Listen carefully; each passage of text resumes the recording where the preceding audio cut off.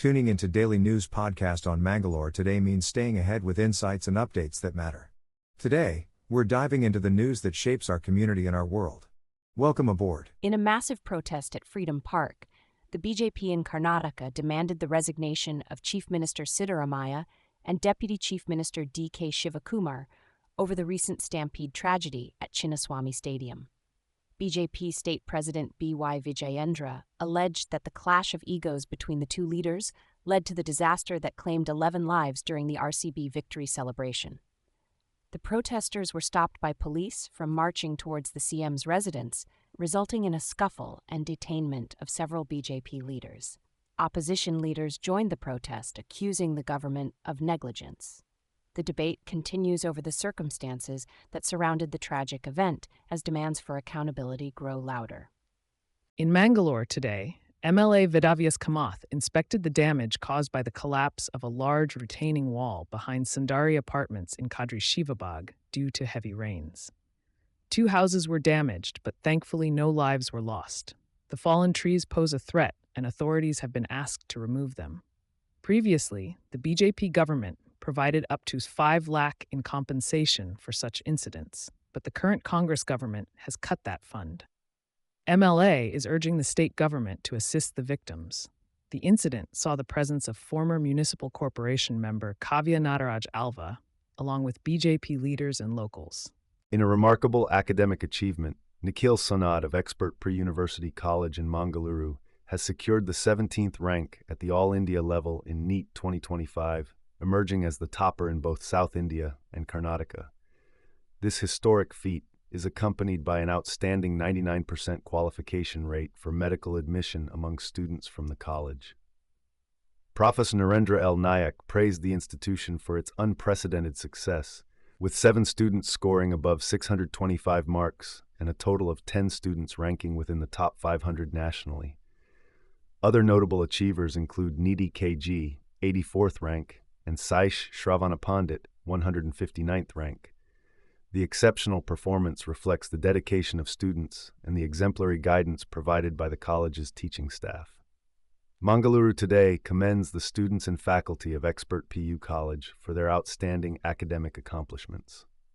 In Mangaluru today, Dakshina Kannada MP Capt Brijesh Chowta has declared that the district BJP will organize a protest on June 23rd against the state government's alleged anti-people and anti-farmer policies and the denial of Social Security benefits to citizens.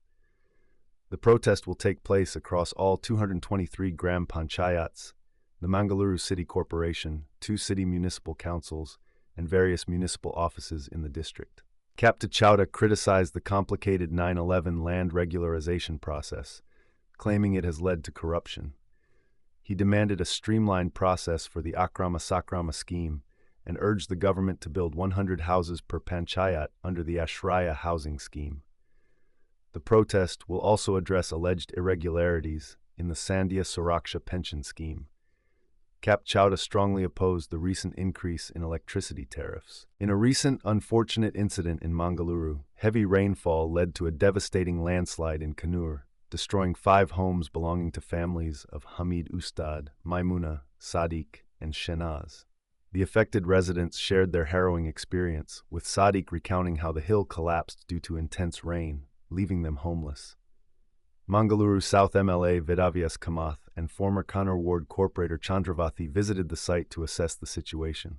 MLA Kamath pledged 3 crore from the Minority Welfare Fund to improve infrastructure in the area, including constructing motorable roads and an underpass for easier access. Plans are also in place for a new road, with discussions initiated with Minister V. Samana for necessary permissions. The authorities are working towards ensuring the safety and well-being of the affected families and improving connectivity in the region. In a tragic incident near Taratota in Nanthoor, a young physiotherapy doctor lost his life in a fatal road accident. The deceased, identified as Dr. Muhammad Amal, aged 29, hailing from Alappuzha, Kerala, had recently completed his studies and was working at a private medical college hospital in Deralakade. The accident occurred when the car he was driving lost control on the rain-soaked road, hit the median, and overturned multiple times, leading to his untimely demise. His female companion, a medical student from Kannur Medical College, sustained minor injuries and is recovering at a hospital. The incident also resulted in a loaded lorry overturning while attempting to halt suddenly, causing a traffic snarl on the Nanthoor-Pumpwell route. Kadri Traffic Police are investigating the case to determine the circumstances of this unfortunate accident. Tragedy struck near Mangalore as a young biker, Sharath from Sikandar, lost his life in a fatal accident. The 25-year-old collided with a private bus near the Malari curve close to Kannur on the Hemmadi-Kolar main road. The speeding bike rammed into the bus en route from Hemmadi to Kolar. Sharath sustained critical injuries and, despite being rushed to the Kundapur government hospital, was declared brought dead. The impact led to a fire engulfing the bike as petrol spilled onto its radiator. The authorities, including Shankaranarayan Circle Inspector Jayaram D. Gowda and Kundapur Traffic Prasad Kumar, visited the scene, and a case has been lodged at the Kundapur Traffic Police Station.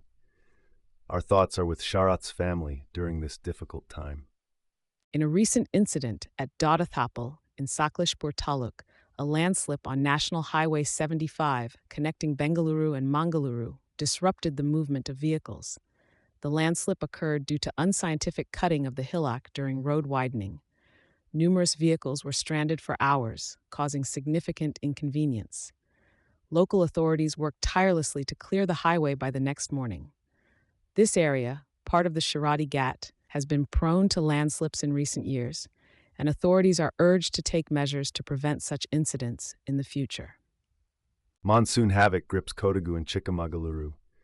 The relentless rain has forced authorities to declare a holiday for schools and Anganwadi centers in these regions. In Kodagu, Triveni Sangama at Bhagamandala overflows for the second time this monsoon, causing water to enter the Bhagamandala-Napoklu road. However, the flyover remains open for traffic. In Chikmagaluru, DC Meena Nagaraj has announced holidays for Anganwadi centers in 5 taluks. Meanwhile, Sulia Taluk in Dakshina Kannada faces a similar situation, with schools and Anganwadi centers closed as a safety measure. Parents are urged to keep children away from waterlogged areas. Additionally, a high wave warning has been issued by Incoys Hyderabad for the Udupi and Dakshina Kannada coasts, urging caution for small vessels and suspension of nearshore activities. Stay safe, Mangalore. In a tragic turn of events, the body of a missing youth has been discovered in a roadside drain in Bantwal. The deceased, identified as Sar 28, hailing from Benjanapadavu, was a painter by profession. Sagar went missing on June 14th after disembarking from an auto rickshaw near Muru Marga with his wife and child. His body was found near High School Road in Vidyanagar. It is suspected that he met with an accidental death by falling into the ditch. Bantwal Rural Police have initiated an investigation into the case. In a recent development, the State High Court has approved conditional bail for Pratima, a key suspect in the murder case of her husband, Balakrishna Pujari, in a Jekar village last year. Pratima, who allegedly conspired with her lover Dilip Hegde to commit the crime, was taken into custody following the incident. Stay tuned for further updates on this case as it unfolds in and around Karkala. In a tragic incident, Shashi Kotian, the son of late Congress leader Raghu Kotian Sampi from Mudbidri, has passed away after falling off a train in Mumbai. The 32-year-old, who was working in Mumbai, lost his life under suspicious circumstances on Monday. The exact cause of the incident remains unknown. Shashi's grieving family has already departed for Mumbai to seek answers and closure. Stay tuned as we await further updates on this heartbreaking incident. In a heartbreaking incident in Mangaluru, a 10-month-old baby named Anish Kumar tragically passed away after accidentally swallowing a discarded beedi stub left by his father in their home in Adyar. The baby, hailing from Bihar, ingested the stub on Wednesday, June 14th, and was immediately taken to Wenlock Hospital for medical assistance. Despite the efforts of the medical team, the baby couldn't be saved and succumbed to the incident on June 15th. The mother of the child has filed a complaint with the police, accusing the father of negligence for carelessly disposing of the hazardous item inside the house, despite multiple warnings not to do so. A devastating incident prompting awareness on the importance of child safety and responsible disposal of harmful items. In recent news from Ahmedabad, Air India's flight to London from Ahmedabad was cancelled due to airspace restrictions and additional precautionary checks. The Tata Group-owned airline clarified that the cancellation was not due to a technical issue, but rather due to unavailability of aircraft. Passengers affected by this cancellation are being provided with alternative arrangements, including full refunds or complimentary rescheduling. Following the crash of Flight AI-171, the new flight code AI-1159 has been introduced for the Ahmedabad to London route. Flights to London were suspended after the crash, which claimed 270 lives, including 29 on the ground. The resumption of the service with the new flight code has been met with some delays and cancellations, with Flight AI-170 from London to Amritsar also being cancelled due to the ongoing war affecting airspace. We extend our thoughts and prayers to all those impacted by these unfortunate events. In a recent development, Chief Minister Siddaramaiah has assured the safe return of Kannadigas stranded in war-hit regions abroad. The CM mentioned that his government is actively monitoring the situation and staying in close contact with those affected. He also mentioned having spoken to Kannadigas in distress and discussed the matter with Congress leader Nataraj Gowda. Even though airports in the affected areas are currently closed, Siddaramaiah affirmed that necessary measures will be taken in coordination with central authorities to bring back the stranded individuals as soon as the situation allows. The CM highlighted the likelihood of the airport reopening soon, promising swift action to repatriate the Kannadigas once operations resume. Officials are on standby to facilitate the safe return of those stranded, ensuring a smooth and urgent process.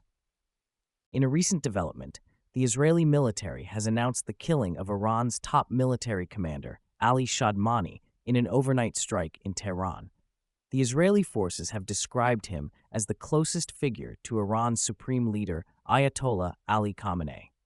The strike was carried out at a staffed command center in Tehran, eliminating Shadmani, who held significant positions within the Islamic Revolutionary Guard Corps and the Iranian armed forces. This incident marks a significant escalation in tensions between the two nations. Stay tuned as we bring you more updates on this evolving situation. Following the tragic Air India plane crash in Ahmedabad, which claimed the lives of 270 individuals, authorities have made significant progress in identifying the victims. Through DNA matching, 135 victims have been identified, and 101 bodies have been returned to their families. The medical superintendent of Ahmedabad Civil Hospital, Dr. Rakesh Joshi, shared that efforts are underway to complete DNA profiling for all victims. The Boeing 787-8 Dreamliner crashed shortly after takeoff from Sardar Vallabhbhai Patel International Airport, resulting in the loss of 241 lives on board and 29 on the ground. Despite the devastating incident, there is a miraculous survivor among the passengers. Stay tuned to Mangalore today for further updates on this developing story. In Mangalore today, a distressing incident unfolds in Tipu Nagar, Old Habali, as a mother is detained for allegedly burning her son's hands, legs, and neck with a hot iron rod as punishment for being naughty. Anusha Hulimara's cruel act sparked outrage among locals, who alerted the police. The child's agony caught the attention of residents, who swiftly rescued him. Authorities are conducting a thorough investigation into this horrifying incident. The Child Welfare Department has been called in to provide necessary care to the young victim. The heart-wrenching visuals of the child's injuries have left the community shaken. Stay tuned for more updates on this developing story. Colonel Redded Rajveer Singh Chauhan, who tragically lost his life in a helicopter crash in Uttarakhand, was bid a tearful farewell at his funeral in Jaipur, Rajasthan. The heart-wrenching visuals showed his wife, Lieutenant Colonel Deepika Chauhan, bravely donning her army uniform as she paid her final respects. Rajasthan Minister Rajyavardhan Singh Rathore also attended to offer his condolences. Colonel Chauhan, a respected officer who recently retired after 14 years of service, was described as strong and great by Mr. Rathore. The crash took the lives of 7 people, including Colonel Chauhan and 6 other passengers heading from Kedarnath to Gupkashi. The nation mourns the loss of a dedicated officer and beloved family man, leaving behind a grieving wife and twin sons born just 4 months ago. The family now faces the difficult task of coming to terms with this unexpected tragedy. In a significant development, Kamal Hassan's latest movie, Thug Life, has been granted a censor board certificate by the Supreme Court, ensuring its release in Karnataka. The court reprimanded the state for the impediments faced by the film due to controversies surrounding Hassan's comments on the Kannada language. The apex court underscored the importance of upholding the rule of law, stating that a film with censorship approval must be allowed to screen. Moreover, the court criticized the Karnataka High Court for demanding an apology from Hassan, stating that the provision of the film's release should not be hindered by external influences. Refusing to apologize for his remarks, Hassan persevered. The Supreme Court further emphasized the need to prevent fringe groups from disrupting the release of films, transferring the case to itself to maintain order and protect artistic freedom. That wraps up today's edition of the Daily News Podcast. We're grateful for your viewership. For additional details on today's stories, head over to mangaloretoday.com. And remember, subscribing to our channel keeps you ahead with the latest news. Stay informed, stay safe.